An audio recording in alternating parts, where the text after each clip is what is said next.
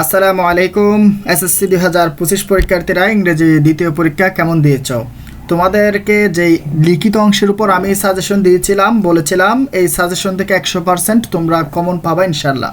একটু দেখে নাও, আলহামদুলিল্লাহ এসএসসি সাজেশন থেকে ইংরেজি দ্বিতীয় পত্রের লিখিত অংশ 100%ই কমন এসেছে। তোমাদের প্যারাগ্রাফ এসেছে স্কুল লাইব্রেরি, এটি তোমাদের আমি এক নাম্বারে দিয়েছিলাম স্কুল লাইব্রেরি। তো তোমরা আশা করি প্যারাগ্রাফ অ্যান্সার করতে পেরেছ।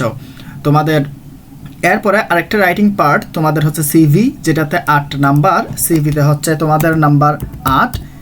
8 নাম্বারের সিভি এসেছে হচ্ছে for the post of medical representative, অর্থাৎ এটি হচ্ছে আমি তোমাদের সাজেশনে দিয়েছিলাম। তোমরা আশা করি এটিও ভালোভাবে অ্যান্সার করতে পেরেছ।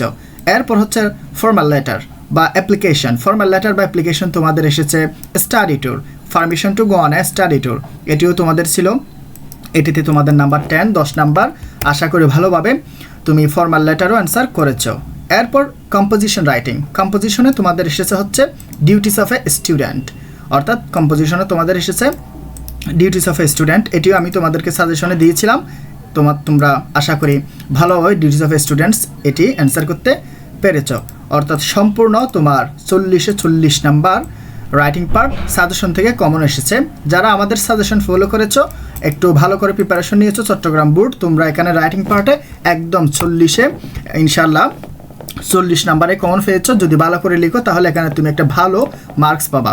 এছাড়া আমরা বাকি অনেকগুলা বোর্ড প্রশ্ন প্র্যাকটিস করেছিলাম ক্লাসে, ওখান থেকেও কমন এসেছে।